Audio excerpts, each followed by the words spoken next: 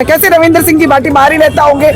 वो लोकसभा प्रत्याशी थे और उनको कितने वोट मिले हैं? तीनों चुनाव में जोड़ के भी नहीं मिले होंगे उतने उन्होंने वोट लिए हैं। कई बार हम कई जिलों में गए हैं तो हमें वो कहेंगे नहीं आप बाहरी मत आओ। प्रशासन जो सोया हुआ है उस पे वगैरह हमेशा उन्होंने अपना बेबाकी से एमपी साहब ने बात रखी है कि वो आ रहे हैं, अगर आ रहे हैं तब तो नहीं है। उन्होंने कितने सैकड़ों प्रोग्राम अटेंड किया। कैसे रविंद्र सिंह जी भाटी बाहरी नेता होंगे?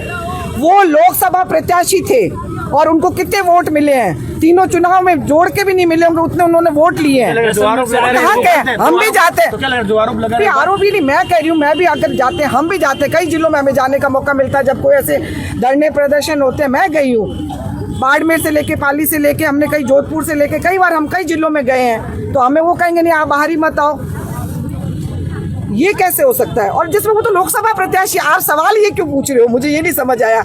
आपको याद है कि जो निर्दलीय आप पूछ रहे हो तो आपको याद होना चाहिए कि रविंद्र सिंह जी भाटी साहब यहाँ के हमारे जैसलमेर बाड़मेर से निर्दलीय चुनाव लड़े हैं और उनकी कोई जमानत वगैरह जब्त नहीं हुई। उन्होंने वोट हासिल किया, वो वोट का आंकड़ा भी देख लो कैसे बाहरी हो सकते हैं। और जैसलमेर जिले में तो वो आगे और रहे हैं। जैसलमेर जिले में उनको आगे और रखा है, मोदी जी को आगे नहीं रखा है, भाजपा को आगे नहीं रखा है जैसलमेर वालों ने।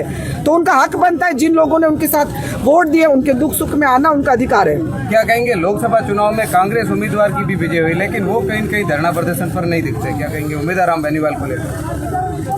नहीं भाई, अब कभी धरने प्रदर्शन वाले जब भी उन्होंने आए अपने, उन्होंने सब हमेशा आप मीडिया के सामने मुद्दे रखे हैं। धरना प्रदर्शन 8 विधानसभा है और कभी किसी हमने उनको याद किया हो तो वो नहीं आए तो हम कहे सरी।